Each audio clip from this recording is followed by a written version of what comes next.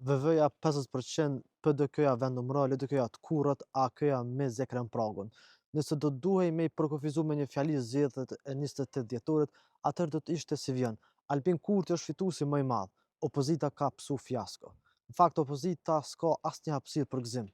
PDK është parti që menaxhon elektoratin e saj, nuk e kalon përtej shtratit të saj tradicional prej rreth 200.000 votave. Me afatgjatë, nëse PDK-ja nuk ndryshon diçka, atëherë ajo do të zvoglohet edhe për shkak të plakjes së elektoratit të saj.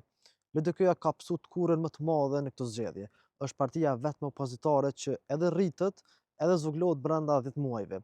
Nëse nuk e ndryshon qasjen, nëse nuk e largon emrat e vjetër, nëse nuk reformohet politikisht për një mend, atëherë LDK-ja do të përballet me goditje elektorate të njëpasnjëshme.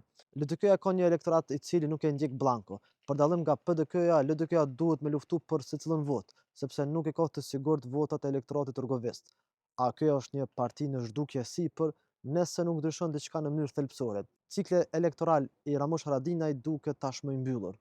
AK është në vdekje klinike, pasi ka vetëm 50.000 vota në zgjedhjet e 28 dhjetorit. Kësaj radhe mbeti për pak mbi prag.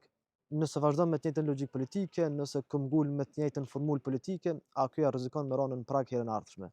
Vetëvendosja është partia vetme me shtrirje kombëtare. Kurti është shndruar në një gjysmëmit. Nga shumë kohësh ai përjetohet si një kult i shpëtimtarit. Normalisht vetëvendosja fitoi edhe për shkak të opozitës. Të vetmet gjanat që mundet me dëmtu vetëvendosjen në vitin e ardhshëm është mungesa e rezultateve në qeverisje dhe një opozitë më e fortë. Nëse edhe analistët.